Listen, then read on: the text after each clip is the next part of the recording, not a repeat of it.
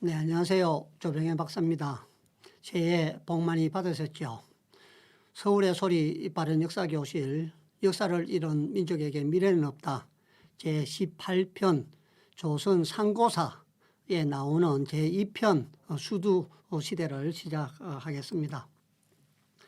이 제2편의 수두 시대는 제1장 고대 총론, 제2장 단군 왕금의 건국, 제3장 수두의 홍포와 문화의 발달로 구성이 되어 있습니다.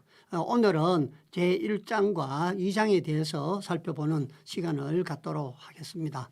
제1장 고대 총론의 첫 번째가 민족의 구분으로 되어 있습니다. 아주 중요한 말씀입니다. 상고사에서 단재 스님께서 말씀하시는 것 중에 가장 중요한 부분이라 이렇게 이해를 하시면 되겠습니다. 고대 아시아 동부에 종족이 두 갈래가 있었다는 얘기입니다. 첫 번째가 우랄 어족 계통, 두 번째가 진화 어족으로 나누어져 있었다는 것이죠. 한족과 묘족, 요족 등은 진화 어족에 속한 것이고, 조선족, 흉노족 등은 이제 우랄 어족에 속한다는 것입니다. 조선족이 분화해서 조선, 선비, 여진, 몽고, 퉁구서 족이 되었고, 흉노족이 이동하고 분산해서 돌궐, 지금의 신강족을 얘기를 하죠. 그 다음에 이제 흉아리, 이 헝가리를 얘기합니다. 그리고 토익이 지금의 터키를 얘기하죠. 불란, 지금의 핀란드족이 되었다는 얘기입니다. 이 말이 무슨 말인가 하면은 아시아의 동부에는 우랄르족과 진화어족이 있었는데, 진화족은 산해간 이남에 있는 진나라, 진화, 지금의 이제 우리가 하와족이라고 그러죠. 지금의 중국인과는 차이가 있다고 보면 되겠습니다. 그건 뒤에 설명을 하기로 하고, 그래서 우랄르족은 우리 이제 조선족하고 흉노족이 있다는 것이죠. 그래서 우리 조선족이 분화를 해서 조선이 되고 선비가 되고 여진이 되고 몽고족이 되고 퉁구스족이 되었다는 얘기입니다. 여기서 우리가 알 수 있는 것은, 그러면 여진이나 몽고족이 세운 나라들도 다 우리 조선족이 분화해서 만들어진 나라다. 이걸 우리가 이해를 할 수가 있지 않겠습니까? 그죠? 이런 전제 하에서 이 부분에 대해서 좀 이제 한번 더 살펴보면은, 방금 제가 말씀드린 것과 마찬가지로 진화족이 있다고 그랬죠. 진화어족이 있다고 그랬습니다. 단재 선생님은 그렇게 많은 책을 쓰시고 또 글을 쓰셨지만은 전부 다 중국을 진화로 표시하지 중국어로 표시한 것은 한 번도 없습니다. 그런데 진화는 본래 중국의 수나라와 당나라 시대에 인도 성녀가 산스크리트어로 된 불경을 한문으로 번역할 때 당시 나라가 바뀌던 이런 체제에서 중국을 진나라의 후손으로 여기고, 진나라, 그러니까 서양에서 얘기하는 차이나죠. 그걸 서양식으로 표시하면 진이 되는 것입니다. 여기고 산스크리트어로 진화로 음력한 것이 시초이다. 이렇게 사전에 나와 있습니다. 이때 이제 진화는 한문으로 여러 가지로 쓰기도 했다는 것을 우리가 알 수 있고요. 그래서 이 진화라고 쓰는 것은 우리 한국에서는 중국이라는 용어 대신에 사용을 하죠. 부정적이라든지 비하를 한다든지 이런 용어가 아니라 중립적 의미로 사용을 하는 것입니다. 그래서 1919년도 기미독립선언문에도 중립적 용어로 진화인이라고 표기를 하면서 일본인과 진화인을 구별을 하기도 했지요.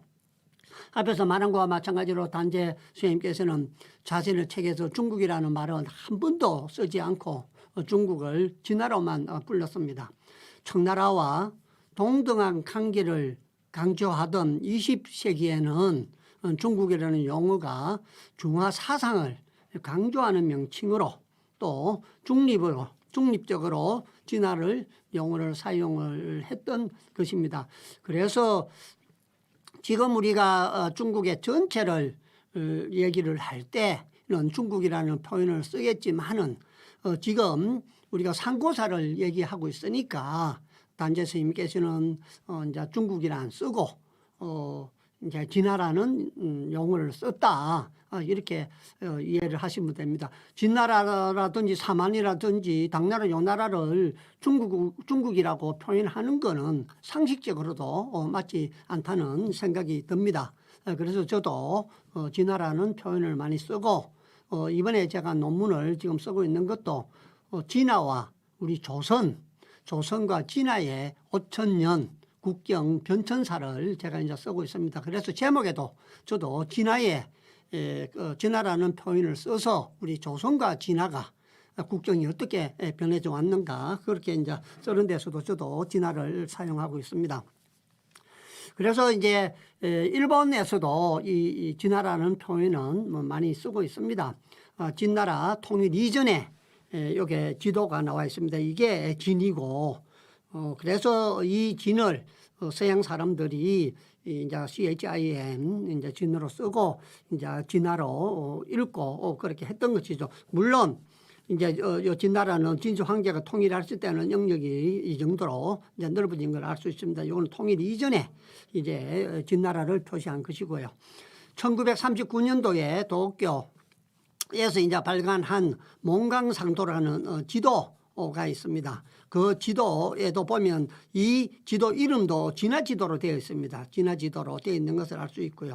그 다음에 오른쪽의 사진은 1921년 대만 유학생들의 졸업사진에 나와 있는 장면이 되겠습니다. 그래서 이게 제대만 진화 유학생이라고 해서 이렇게 딱 표시를 해서 자기들도 진화라고 이렇게 표시한 것을 우리가 알 수가 있습니다. 이것은 이제 국립 타이완 박물관에 소장되어 있는 자료인데 대만에 유학 온 사람들도 진화 유학생이다 이렇게 다 부른 것을 알 수가 있지요. 그래서 아까 앞에 이제 얘기를 하기를 이제 몽고, 만주, 토이기 이제 조선 네 종족이 있다라고 이제 얘기를 했는데 여러 종족이 있다라고 얘기를 했는데 실제 몽고나 만주나 터키나 우리 조선 네 종족 사이에 왕왕 같은 말과 물건 이름이 있으면 몽고 제국 시대에 많은 관계가 있어서 서로 영향을 받은 탓도 있겠지만은 고사를 참고하면 조선이나 흉노 사이에 관명, 지명, 인명 이런 것들이 많이 있는 이유는 상고에 있어서 한 어족이었던 것이 분명한 증거가 된다 이렇게 말씀을 하십니다. 그래서 단재 스님께서는 우리 민족이 여기에 에서 발언을 해서 우리는 동으로 발금을 찾아서 왔고 또 동으로 발금을 찾아서 왔고 흉노족은 서쪽으로 옮겨서 핀란드, 터키가 되었다는 얘기입니다. 그래서 같은 상구에 같이 살았기 때문에 서로 지명도 이동하는 데 따라서 붙여지고 관명도 마찬가지 사람 이름도 그렇게 많다는 것입니다. 그래서 지금 이 나라들은 우랄 알타이 어족 이 표시가 지금 이제 우랄 알타이 어족의 그 분포도를 표시해 놓은 것인데 우랄 알타이 어족에 이런 씨름이라든지 말 타고 활 쏘는 거라든지 또 어린이들 이렇게 놀이하는 거 팽이치기라든지 모든 풍속과 관명이 이렇게 다 같은 것은 상고에 우리가 같은 민족, 같은 어족이었다. 그렇기 때문에 이렇게 많이 있는 것이다 하면서 이제 몽고 제국 때 징기스칸이 이제 그쪽을 그쪽을 진출을 해서 뭐 그런 이유도 있을 것이다. 이렇게 말씀을 하십니다. 그래서 그 민족들이 차지했던 지도들을 한번 살펴보면은 이제 돌궐 제국의 영토가 이렇게 되는 것이고 투르크 영토가 이렇게 되고 그 다음에 또 몽골 제국 징기스칸 몽골 제국이 이런 영토를 확보를 해서 다 같은 강력 안에 다 있었다는 얘기죠. 그래서 지명이나 인명이나 관명이 같다는 것입니다. 또 청나라 시대의 지도고 이게 이제 현재 중국의 지도입니다. 그래서 대개 청나라와 일치를 하고 몽골 제국보다는 서쪽은 조금 줄어드는 것을 우리가 알 수가 있습니다. 거기에 일어났던 영웅들 많은 사람들이 있죠. 방금 얘기한 가장 이제 중요한 사람은 이제 징기스칸이 있을 수 있고, 그 다음에 이제 우리 강개토 대왕이라든지 당군이라든지, 그리고 이제 뭐 우즈베키스탄이나 그 다음에 헝가리, 또 카자흐스탄, 여기에 위대한 사람들이 많이 있는 것을 알 수가 있습니다. 다 같은 의족의 같은 민족이라는 것이죠. 이 외에도 보면 고구려의 주몽도 있고 수나라와 당나라 전쟁의 영웅 얼지문덕 장군도 있고 또 발해의 대조영, 그 다음에 수군 제1의 영웅 이순신, 청나라의 누르하치, 이런 사람들이 다 우리 같은 민족으로서 이 지역을 이제 차지했던 이제 유인들이라고 얘기를 할 수가 있겠습니다. 그리고 우리가 알타이 어족이라고 얘기를 했죠. 그래서 1948년도 문교부 교과서에 우리나라의 생활 중에 보면 이제 우리 민족을 어떻게 표현을 했는가 하면은 아시아 북방 계통은 우랄 알타이를 중심으로 아시아 동북부와 서남부 그리고 유럽 북부까지 분포하여 있는 까닭에 우랄 알타이계 민족이라고 한다. 우리 조선 민족은 아시아 북방 계통에 속하는 퉁구스족의 한 부분으로서 역사가 있기 전에 서북으로부터 만주와 조선 반도에 들어와 이 강산을 개척한 것이다. 단재 스님께서 말씀하시는 내용과 거의 일치한다라고 보면 되겠습니다. 우리는 지금 알타이라는 이름을 역사가 생기기 전 이전에 아득하고 또 머나먼 뭐 선조들의 고향이라든지 희미하게 이렇게만 우리가 기억을 하고 있죠. 우리 한민족의 시원으로 추정되는 그 알타이는 1922년 1월 1일 자치공화국이 되었고 1992년부터 알타이 공화국으로 출범을 해서 지금 언연히 알타이 자치공화국이 여기에 위치를 하고 있습니다. 그래서 여기가 우리 대한민국이고 몽골이 있고 카자흐스탄, 몽골 끝과 카자흐스탄 사이에 이렇게 알타이 공화국이 있죠. 밑에 여기 이 신문 기사는 한국은 알타이와 형제, 한민족 뿌리는 알타이, 한민족의 뿌리는 알타이. 알타이 자치공화국의 대통령이 우리나라를 방문했을 때 신문 기사 내용을 볼 수가 있습니다. 이것은 지금 알타이 공화국의 시장이 되겠습니다. 그래서 우리가 알타이가 그렇게 뭐 먼 것이 아니죠, 그죠? 우리가 아득한 그런 상상 속에 기억 속에 있는 것이 아니고 지금도 우리는 알타이 여족으로서 또 알타이계 민족들이 위도 40도 선을 기준으로 해서 지금 얘기하고자 하는 우리 인류의 발원지 파미르 고원에서 동으로 서로 뻗어나갔다. 이것을 지금까지 단재 선생님을 말씀을 하셨고요. 자, 그렇다면 우리 이 조선족은 우리는 어디에서 왔는가? 오늘 그 인트로 그 첫 화면에도 제가 우리 민족은 어디에서 왔는가 이렇게 의문을 던졌습니다만은 과연 단재 선생님은 우리 민족이 어디에서 어떻게 왔는가 라는 것에 대해서 지금부터 한번 살펴보겠습니다. 인류의 발원지에 대해서 첫 번째 파미르 고원이다. 두 번째가 몽고 사막이라는 두 설이 있는데 아직 그 시비가 확정되지 못하였으나 우리의 옛 말로서 참고하면 왕성을 해라 함은 태양에서 뜻을 취한 것이고 왕호를 불구래라 함은 태양의 빛에서 뜻을 취한 것이다. 이렇게 이제 우리 민족의 이제 어원들을 이제 우랄 알타이 또 우리 옛 글을 가지고 설명을 쭉 이제 하십니다. 그래서 단재 선생님은 우리 인류의 발상기가 파미르 고원, 여기가 파미르 고원이죠. 네. 파미르 고운. 파미르 고운에서 발원을 해서 동으로 이동을 했다. 그래서 지금 이제 밝혀진 여러 가지 학설에 의하면 파미르에서 바로 북쪽으로 거쳐서 이렇게 우리 한반도로 들어왔다는 설도 있고, 이제 중국, 지금의 중국, 이제 베이징에 있는 이쪽을 거쳐서 이렇게 왔다는 이제 설도 있습니다. 그렇지만은 이렇게 왔던 우리 민족들이 파미르 고원이나 몽골 사막에서 발언을 했다. 그런데 정확히는 모르겠지만은 단재 선생님께서는 이제 어원을 쭉 추적을 하면서 파미르 고원에서 우리 민족이 왔다. 이렇게 이제 설명을 하는 것을 알 수가 있습니다.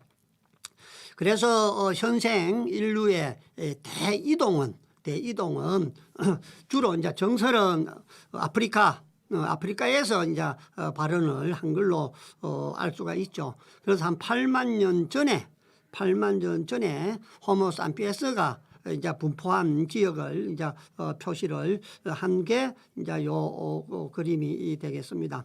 그래서 이 호모 사피엔스 신생 인류들이 이렇게 강범위하게 우리 대한민국에서부터 시작해서 이렇게 쭉 걸쳐 있는 것을 요 지도가 나타내고 있습니다. 그래서 파미르 고원을 넘어서 이제 티베트 군대를 격파한 우리 고선지 장군의 그 흔적이 이 파미르 고원에 그대로 남아 있는 것을 우리가 알 수가 있습니다. 이쪽이 우리의 본향이라고 볼 수 있겠죠.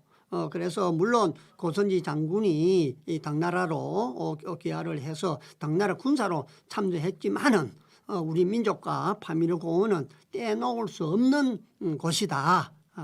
그런 이제 관계들을 제가 자료를 조사를 해서 지난번에 조금 한번 말씀을 드렸습니다만은 다시 한번 보면은 우리 고선지 장군이 이렇게 쭉 가가지고 파미르 고원을 지나서 3차 정벌까지 해서 여기까지 이제 진출을 했던 것을 우리가 알 수가 있습니다.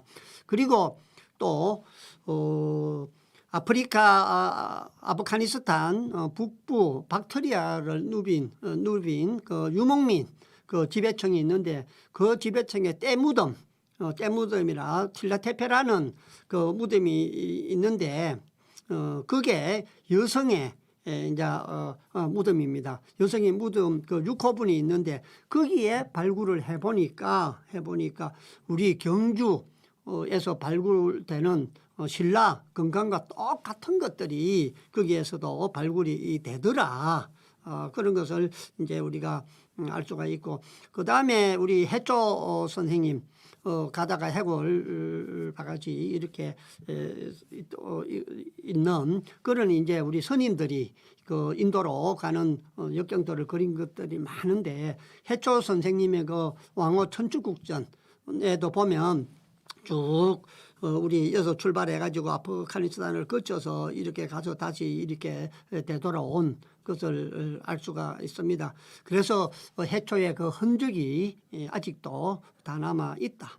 그리고 아프가니스탄에는 우리하고 DNA가 가장 가까운 민족 하자라족이 있는데, 그 하자라족이 지금 아프가니스탄의 인구의 한 6 내지 10%가 우리하고 아주 밀접한 DNA를 가진 하자라족이 지금도 아프가니스탄에 있다. 파미르 고원이 있는 이제 아프가니스탄에 있다. 이런 것으로 우리가 우리의 이제 본향인 파미르 고원과 우리의 그 관계를 알 수가 있습니다. 그 다음에 이제 또 계속해서 살펴보면은 천국을 황국이라고 하면 광명에서 뜻을 취한 것이니, 대개 조선족이 최초의 서방 파미르 고원 혹은 몽고 등지에서 광명의 본원지를 찾아 동방으로 나와 불암산, 지금 백두산을 얘기하죠. 불암산을 해와 달이 드나드는 곳이다. 곧 광명신이 머무고 있는 곳으로 알아서 그 부근의 토지를 조선이라 일컬으니 조선도 옛날에 광명이라는 뜻이다. 조선은 후세에 이두 문자로 조선이라고 썼다. 이렇게 설명을 하십니다. 그래서 불암산 백두산 주변에 상거해 있던 사람들이 이제 백두산에 모여서 처음으로 조선이라는 나라를 세웠는데 그 조선이라는 말도 옛날 말에서는 광명이라는 뜻이었다는 것이죠. 그래서 그걸 나중에 이두자로 표현을 하니까 그게 조선이 되었다는 것입니다. 그러면 여기서 이야기하는 조선이 바로 고조선이죠.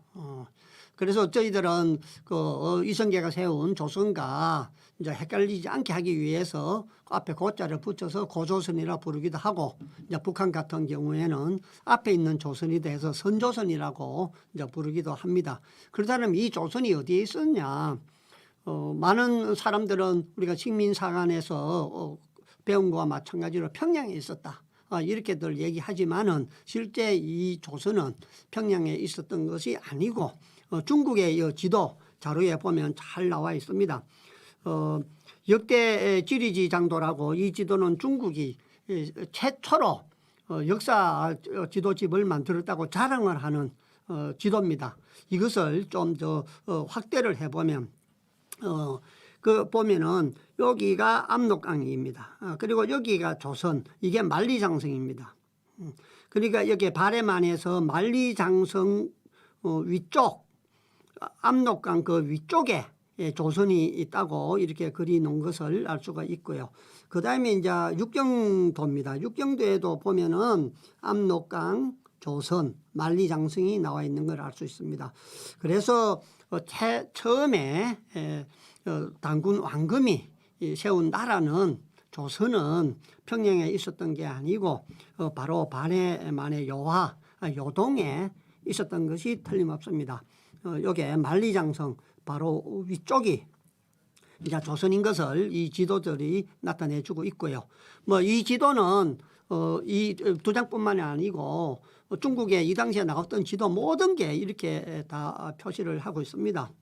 이 압록강은 지금 압록강이 아니죠. 압록강이라는 것은 국경의 강이라는 뜻입니다. 그래서 국경이 변할 때마다 그 당시에는 강이나 하천이나 산맥으로 국경을 정했기 때문에 국경이 있는 강은 압록강입니다. 지금 압록강은 여기에 있는 압록강이 우리 강력이 축소돼서 압록강, 백두산, 두만강으로 국경이 정해졌을 때 이제 압록강이 된 것이죠. 그러면 그 압록강이 되기 전에 그 지금 압록강 이름이 무엇이냐? 대총강이었죠. 대총강. 그래서 우리가 잘 아는 고산자 김정원 선생님이 제작한 대동여지도 거기에도 보면 대총강으로 나와 있어요. 압록강으로 나와 있지 않습니다.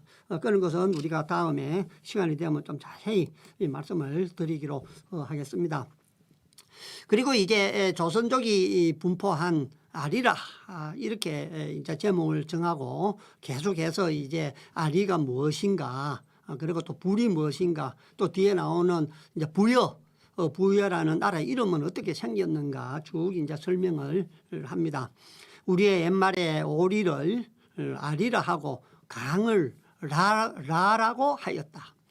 압록강, 대동강, 두만강, 한강, 낙동강과 만주 길림성의 송화강, 봉천성의 요하, 영평부의 나나 등을 이두문자로 쓴 옛 이름을 찾아보면은 아래강, 아리수, 웅리하, 오열하, 열수, 무열하, 압자하라고 하였으니 아래, 아리, 융리, 오열, 열, 무열은 다 아리의 음력이고 압자, 앞에 얘기한 것과 마찬가지로 오리를 압자라고 이제 얘기를 하죠. 압자는 아리의 의역이요.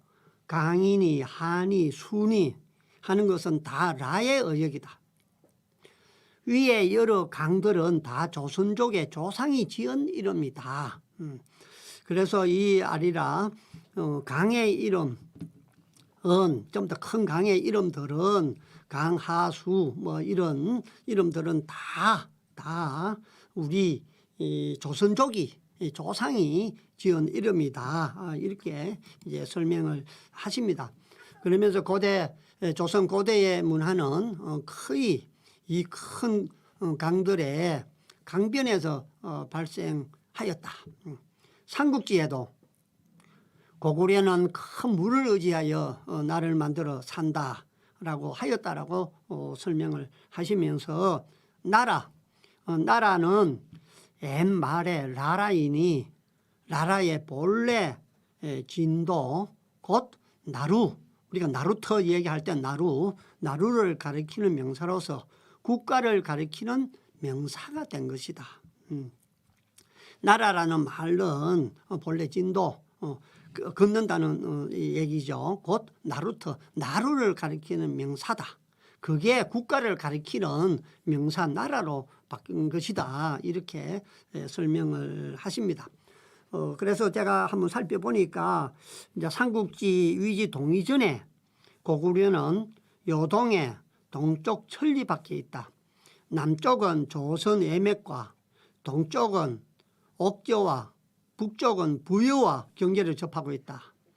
환도의 아래에 도읍하였는데 면적은 사방 2,000리가 되고 호수는 산만이다.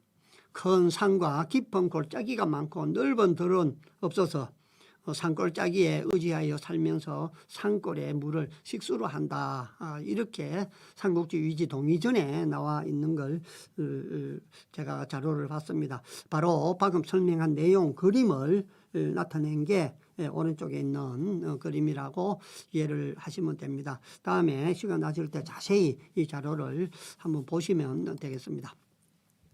그리고 고대 지명의 그 끝에 이제 나, 라, 노, 루, 누, 양, 또 강, 아, 야 이렇게 이제 붙는 것은 다 라의 음력이고 또 천이나 원자, 또 경자, 국자들은 거의가 다 라의 어역이다.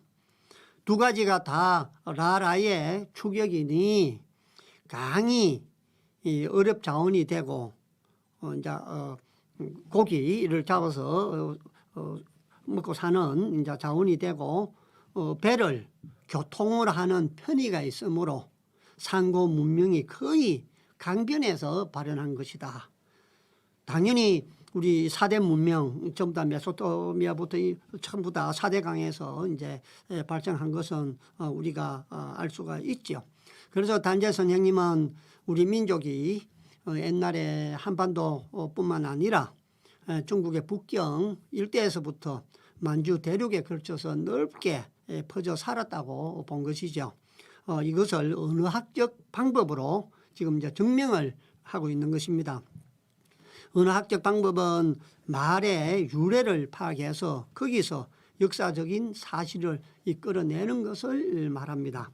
그래서 단재 선생님께서도 큰 강을 중심으로 해서 상고의 문명이 이제 발달했다라고 얘기를 하죠. 재미있는 것은 우리도 이집트 문명부터 시작해서 메소포타미아, 인더스, 황하 문명을 배웠습니다만은 북한에서는 대동강에서 문명이 발달을 했다. 그래서 세계 5대 문명이라 해서 대동강 문명을 가리키고 있는 것을 우리 채널 A에서 보도한 내용이 있고요. 우리 이 사회학자 아주著명하신 신용환 선생님은 우리 한강 문명을 얘기를 하죠. 그래서 북한에서 대동강 문명을 얘기하니까 우리 한강 문명을 얘기한다. 한강에서 상고의 문명이 발달해서 우리 얘기하는 이제 우리 배달민족 이 강력에 흉노족과 우리 조선족이 있었던 이 지역으로 다 퍼져나갔다. 뭐 이렇게 얘기하는 것도 참고로 알아두시면 좋겠습니다.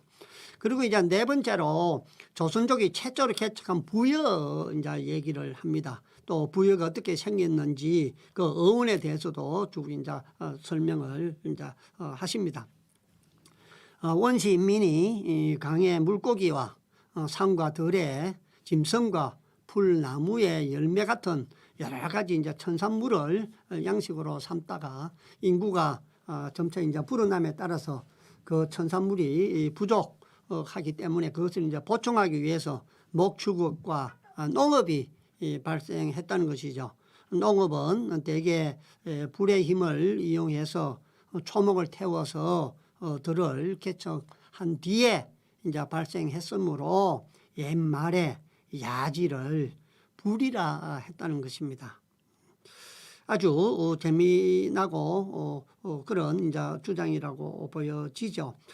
그래서 농업은 대개 불의 힘을 이용해서 초목을 태워서 들을 개척한 뒤에 발생했기 때문에 옛말에 야지를 불이라 했다는 것이죠. BC 3,500년 전에 이제 목축과 농경을 하는 이제 모습들이고요. 목축과 농경을 하는 모습들이 나와 있는 벽화 내용이고, 또 이제 수메르인들이 관계수로 흔적 이렇게 물이 나가는 물길을 만들어서 농사를 지은 그 흔적이 나오고 있고요. 그 다음에 이제 도시의 주거지역, 강가에 있는 주거지역을 이제 또 복원을 해서 이렇게 도시도 만들어 놓은 것들도 보면 이제 고등학교 우리 세계사 교과서에 이제 나오기도 합니다. 단재 스님께서 불의 이용과 발견에 대해서도 좀 길게 이제 말씀을 하십니다. 불의 이용의 발견은 한간 농업을 유발하였을 뿐 아니라 불로 굴을 태워서 맹수도 죽이고 그 가죽을 녹여서 옷과 신발을 만들고 또 진흙을 구워서 성벽을 쌓고 쇠를 달구어 기구를 만들고 그 밖에 생활의 일용의 모든 편의를 주어서 사람의 지혜를 개발하게 되었다. 근세의 일반 사학자들이 고대 불의 이용의 발견은 곧 근세의 전기를 발견한 것과 같은 사회생활에 대혁명을 일으킨 대발견이라고 한다. 동서를 물론하고 고대의 인민들이 다 불의 발견을 기념하여 그리스의 화신, 퍼르시아의 화교, 진화의 수인씨 등 전설이 생겨나게 되었다. 이렇게 이제 기록을 하고 계십니다. 바로 오른쪽에 있는 그림이 화신, 불의 신, 진화의 수인씨 모습입니다. 수인씨는 중국 신화의 사망 5제에서 사망 중에 한 사람이죠. 이름에 부싯돌이 들어갔듯이 불과 화식을 발명한 신이라고 합니다. 그래서 이름을 높여서 수황이라고 부른답니다. 복희와 여화의 아버지고 태호 복희씨와 염제 신농씨와 함께 삼항에 이제 속하죠. 나무를 마찰시켜서 불을 피우는 방법을 인간에게 알려주었다는 전설이 오래된 것으로 봤을 때 사망 전설로 엮인 때는 전국 시대 그 이후 정도가 될 걸로 이렇게 추정을 하고 있습니다. 불은 우리 인류의 상징이죠. 인류의 상징입니다. 우리 인류가 이렇게 세계를 제패하고 이렇게 살고 있는 것은 불을 발견하였기 때문이라고 얘기를 하죠. 그래서 우리 말에 붓다, 받다가 다 불에서 유래했다고 합니다. 초기에 이 불은 초기에는 이제 불의 그 어원은 이제 벌이었으나 비읍이 순음으로 조음 이치가 동화되어서 어가 우로 변했다는 것이죠. 그것은 이제 물이 되고 풀이 된 것과 마찬가지라는 것입니다. 불에 탈 때 연기가 나는 모습이 우리 영혼이 빠져나가는 것을 연상해서인지 불씨를 이제 계속 꺼뜨리지 않고 지키는 그런 풍습들이 우리 조선시대까지 있었다는 것이죠. 그래서 불씨를 꺼뜨리면 할 수 없이 옆집에 가서 불씨를 빌려 왔다죠. 그러면 그건 아주 창피스러운 일로 여겼답니다.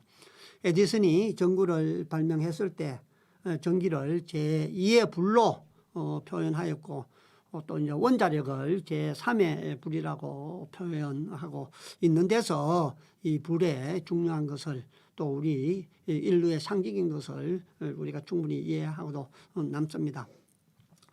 그래서 단재 스님께서는 우리 조선에서도 불을 사랑해서 사람의 이름을 불이라고 지은 것도 많다. 부루, 품리 등이 다 이제 불에서 온 음력이다. 불이라 지은 지명도 또 많다.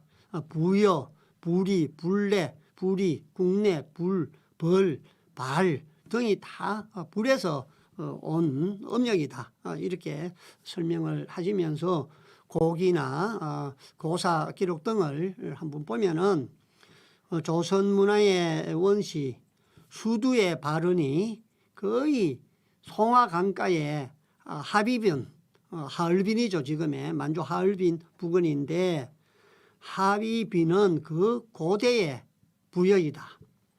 그러니 송화강은 조선족이 처음으로 근거한 아리라요. 하비빈은 조선족이 최초로 개척한 야지 곧 불이다.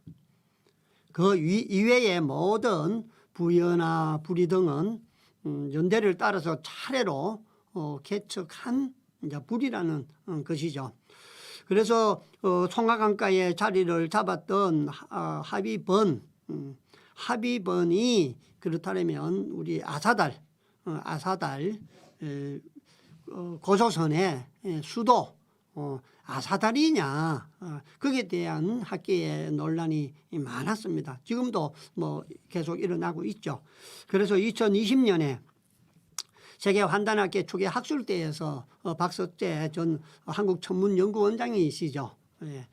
논문을 이제 발표를 했는데 일식으로 알아낸 첫 아사달의 위치라는 이제 논문을 발표를 했습니다. 이제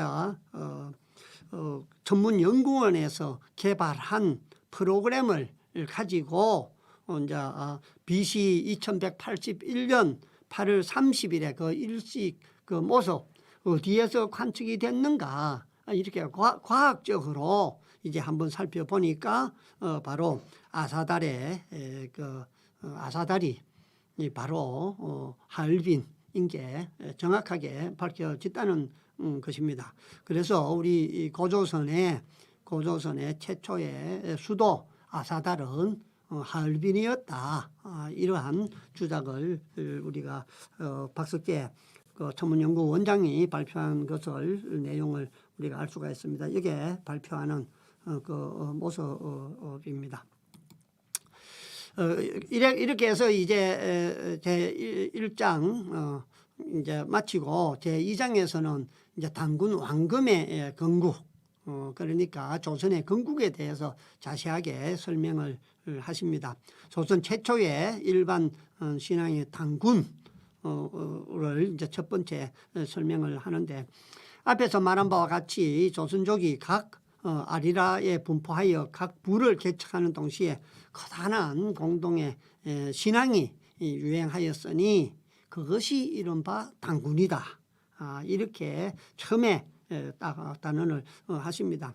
우리 뭐 단군은 여러 가지 설화다, 실화다, 또 단군이 대해서 여러 가지 뭐 논란이 사실 많습니다. 분명한 것은 신화 속에 나오는 것으로 우리가 배웠지만은 그거는 신화가 아니고 실화다. 실화를 신화로서 쉽게 풀어서 이해하도록 그렇게 가르친 것이다. 이렇게 이해를 하면 됩니다. 단군은 우리 한국의 역사를 연 한민족의 시조죠. 단군은 이름이고 왕명은 왕금입니다. 그래서 지금도 가면 몽골 쪽에 가면 탱거리, 일본의 옥기미 이런 표현이 다 단군과 똑같은 말인 것입니다. 그래서 우리 신채호 선생님을 필두로 해서 아주 강대했던 고조선의 신앙적, 정치적인 집권 군주로서 단군을 조명을 했지요. 이에 따라서 단군 신앙도 이제 대종교에서 조직화해서 민족주의적 사상 그리고 또 어려움을 헤쳐나가는데 크게 이제 일획을 이제 담당을 했습니다. 지금 이제 많은 사학자들은 공과 호랑이를 숭배하던 토테미즘 신석기 사회에 그 토테미즘을 이제 천손 사상을 가진 청동기 시대에 이제 접어들면서 호랑이 집단과 곰 집단을 이제 흡수를 해서 이제 고조선을 세웠다. 이렇게 설명을 하고 있습니다. 그 정도로 지금은 해석을 하고 있는 것을 알 수가 있습니다. 그래서 단재 선생님은 원시인민은 우주의 형상을 과학적으로 해석할 지식이 없었기 때문에 가상적으로 우주에 신이 있다라고 이제 상정을 하고 모든 것을 이제 신의 조작으로 돌려서 신을 숭배하는 동시에 각기 천년 자원을 따라서 환경에 따라서 혹은 또 물건을 다 신으로 인정해서 예배를 하고 또 물건 위에 신이 있다고 해서 이제 예배를 했다는 것이죠. 이것이 이른바 종교요. 원시시대 각 민족 사회에 각기 고유한 종교를 가진 실제이다. 이렇게 설명을 하십니다. 그래서 우리 한국의 경우도 우리의 경우도 구석기 시대부터 종교가 존재했다라고 많은 사람들이 주장을 합니다. 이제 이러한 견해들은 20세기 초에 우리 김교원 선생님, 박은지 선생님, 우리 단재 선생님, 민족주의 사학자들이죠. 민족운동가들에 의해서 이제 주장되기 시작을 했죠. 이들에 의하면은 이는 곧 신교, 선교, 수두교라 했고 당군에서 비롯되었다. 그 우수성으로 말미암아서 민족 문화 건설과 민족 정신 고취의 토대가 되었다. 그러한 이제 신교나 선교들이 우리 민족 정신을 고취하는데 이제 토대가 되었다라고 얘기를 합니다. 조선족은 우주 강명이 숭배의 대상이 되어 태백산의 숲을 광명신이 살고 있는 곳으로 믿었다는 것이죠. 그 뒤에 이제 인구가 번식해서 각지에 이제 분포되고 각지에 살고 있는 곳에 숲을 길러서 태백산의 숲을 이제 모방을 해서 그 숲을 수두라고 했다. 그래서 수두란 신단이라는 뜻이다. 제사를 지내는 제단이라는 뜻이다. 이렇게 말씀을 하시고 해마다 5월과 10월에 백성들이 수두에 나가서 제사를 지내는데 한 사람을 뽑아서 이제 제주로 삼아서 수두의 중앙에 앉히고 하느님 천신이라 이름하여 여러 사람이 제사를 드리고 수두의 주위에는 검줄을 쳐서 사람들이 출입을 못하도록 이제 했다는 것입니다. 그렇지만은 전쟁이나 그 밖에 큰 일이 있으면 5월과 10월에 제사를 지낼 시기가 아니더라도 소를 잡아서 이제 제사를 지냈다는 것입니다. 소의 굽으로 그 앞에서 기둥을 점을 쳤다는 것이죠. 굽이 떨어지면 중하다 했고 붙어 있으면 길하다고 했답니다. 이것이 바로 진화의 팔괘, 음핵, 양행의 기원이 되었다는 것이죠. 진화의 이제 팔괘라 하면 중국에서 이제 유래한 우리 동아시아에 널리 퍼져 있는 이제 역학과 관련된 기호 체계를 이야기를 하죠. 이 8개 중에 이제 4개가 우리 태극기에 이제 나와 있는 그 이제 4개가 됩니다. 그래서 이 8개에 대한 내용들은 그림이라든지 표로서 다 이제 제가 정리를 해놨으니 한번 참고하시면 됩니다. 그래서 근본, 언진손, 감이, 간태, 토상이나 자연과 설정과 가족과 선천방위, 후천방위, 동물, 신체 부위, 기간, 오행 뭐 이런 것을 쭉 정리를 해놨습니다. 그래서 바로 그 소를 잡아서 제사 지낼 때 굽으로 기둥을 점을 치는데 이런 것들이 다 이 8개의 음액과 양액의 그 기운이 됐다. 이제 이런 말씀을 하십니다. 강적이 침입을 하면은 수두 소속의 부락들이 이제 연합을 해서 이제 방언을 하고 가장 공이 많은 부락의 수두를 받들어서 신두수라고 얘기를 했다는 것이죠. 여기에서 이제 신은 최고, 최상을 이제 의미합니다. 그리고 그 밖에 이제 각 수두는 그 아래에 딸려 있었으니 사만사에 보이는 소도는 수두의 음력이고 신소도는 신수두의 음력이다. 그래서 신수두나 신소도나 수두나 소도는 다 같은 말이다. 이런 얘기입니다. 진단 구변국도에 보이는 진단에 이 진이 바로 신의 음력이고 단은 수두의 의역이라는 것이죠. 그래서 당군은 곧 수두의 하느님이다. 수두의 하느님의 의역이 바로 당군이다. 이렇게 말씀을 하십니다. 수두는 작은 단이요 신두수는 큰 단이다. 수두에 당군이 있었으니까 수두의 당군은 작은 당군이고 신두수의 당군은 큰 당군이 된다는 말씀이죠.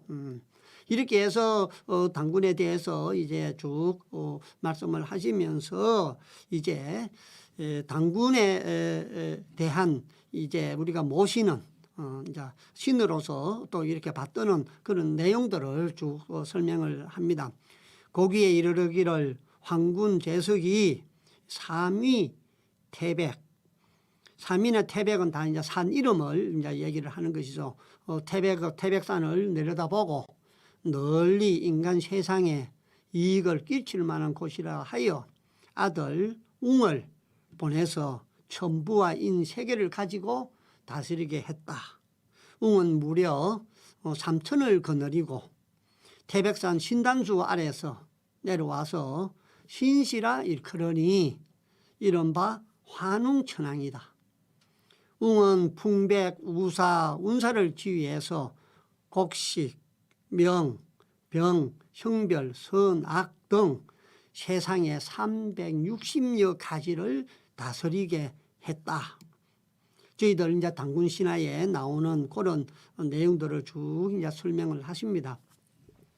이때 곰 한 마리, 범 한 마리가 있어서 한 굴 속에 살면서 사람 되기를 빌었다.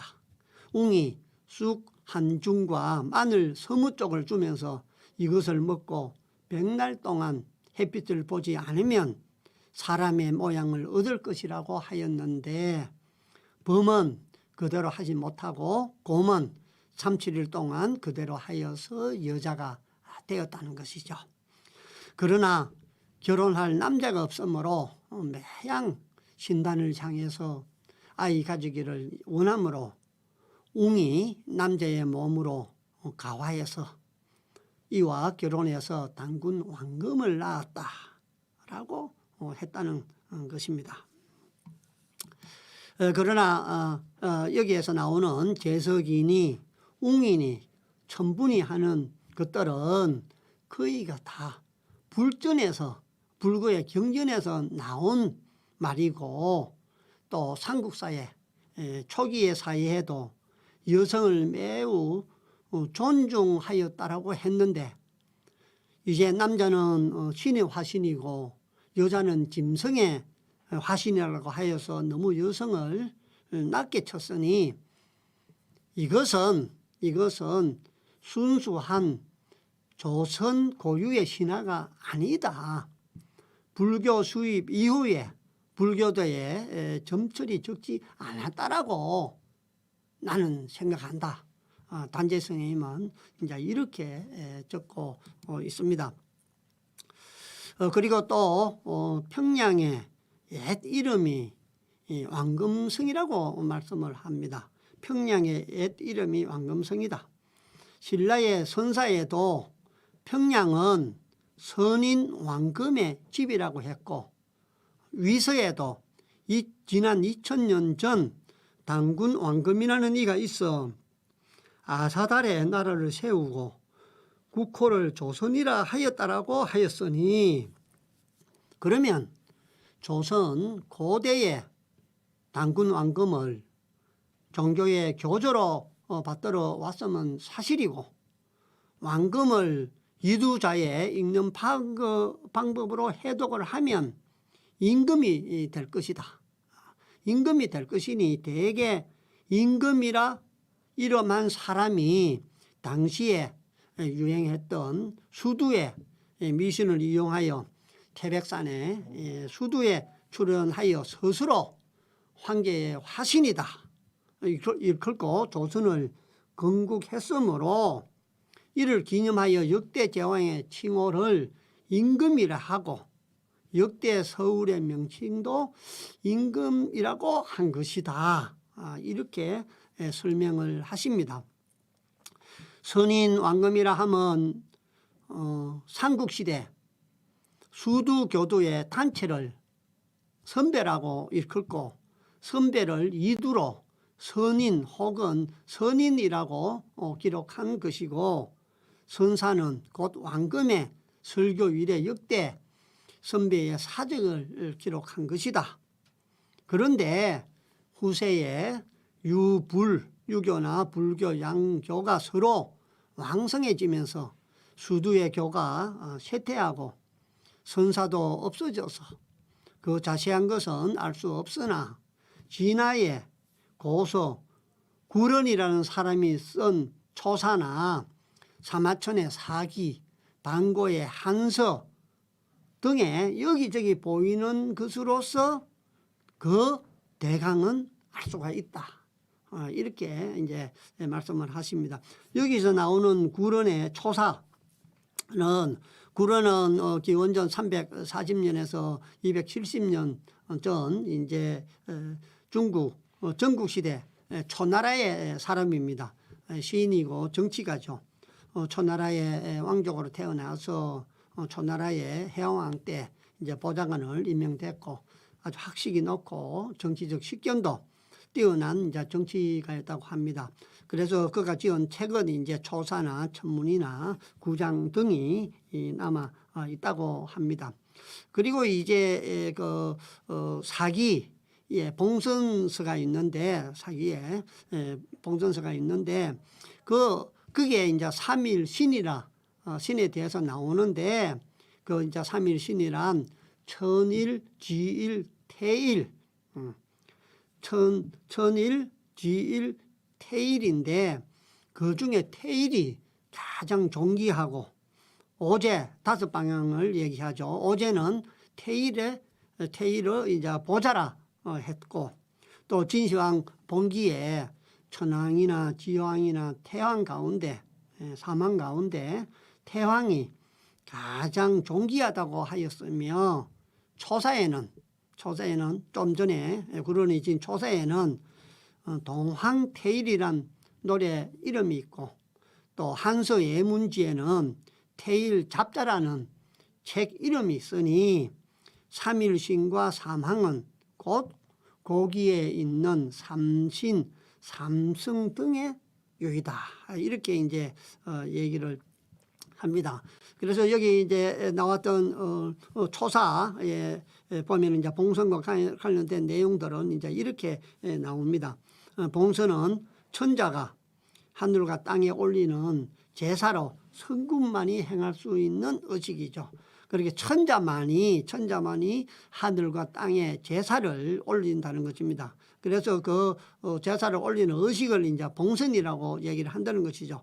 그래서 역대 왕조는 이제 봉선을 국가의 중요한 행사로 삼았다는 것입니다. 그래서 그 봉선서에 보면은 순 임금으로부터 한나라 한무제에 이르기까지 이제 이루어졌던 봉선의 역사들을 아주 상세하게 기록을 하고 있습니다. 진시황은 생전에 태산에 올라 봉선을 단 한 번밖에 지내지 않았으나 한무제는 태산 부근을 순행한다는 핑계로 수시로 이 봉선 이제 의식을 거행했다는 기록들이 있습니다. 그리고 이제 삼일신을 다시 우리의 옛말로 번역을 하면 천일은 말한 이니 상계를 의미하는 것이요 태일은 신한이니 신은 최고 최상이라는 말이고 신한은 곧 하늘 위 하늘 아래의 하나이고 둘이 없다는 뜻이라는 것입니다.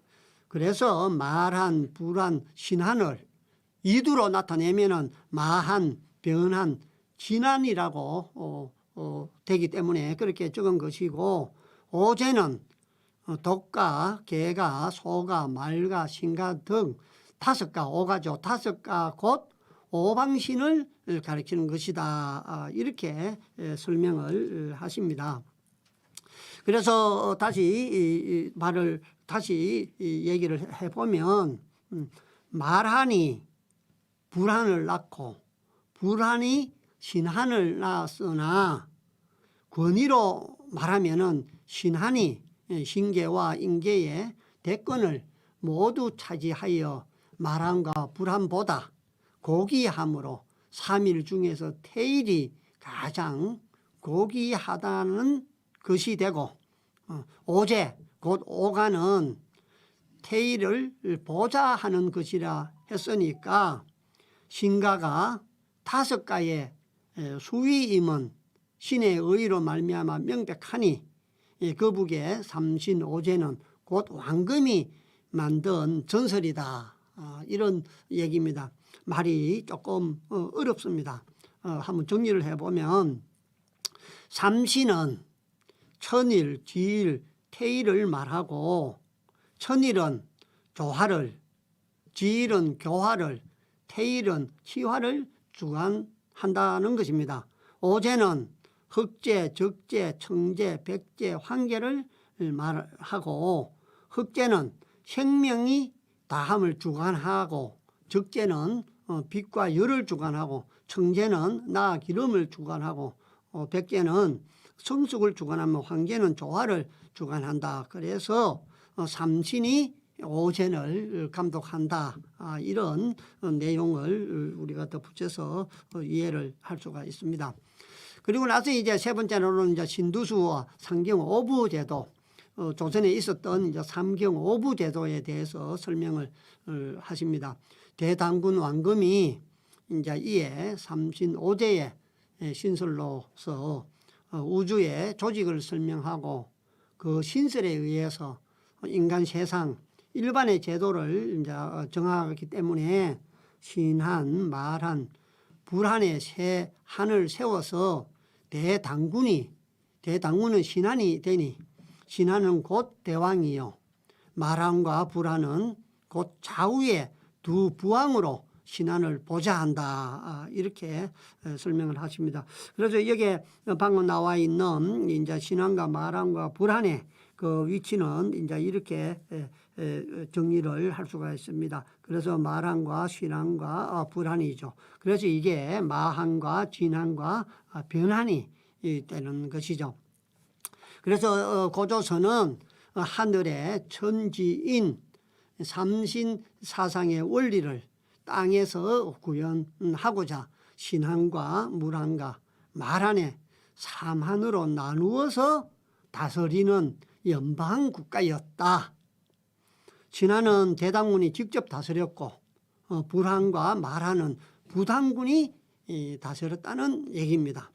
그래서 여기에는 이제 당군이 직접 다스리고, 이쪽에는 이제 부당군이 이제 다스렸다. 그래서 이게 우리 고조선의 이제 강력이다. 이렇게 설명을 드릴 수가 있겠습니다. 삼경을 이제 두어서 세 한이 나누어 머물고, 세 한의 아래에 독가, 개가, 소가, 말가, 신가 다섯가를 두고 전국을 동서남북중 다섯 부로 나누어서 다섯가가 중앙에 다섯 국무 대신이 되는 동시에 다섯 부를 나누어 다스리는 다섯 지방 장관이 되고, 신가는 다섯가의 우두머리가 된다는 것입니다. 삼경을 두어서 세 한이 나누어서 돌아가면서 이제 다스리고, 또 이렇게 오가가 오부를 두어서 돌아가면서 이제 다스리다는 것을 이제 알 수가 있습니다.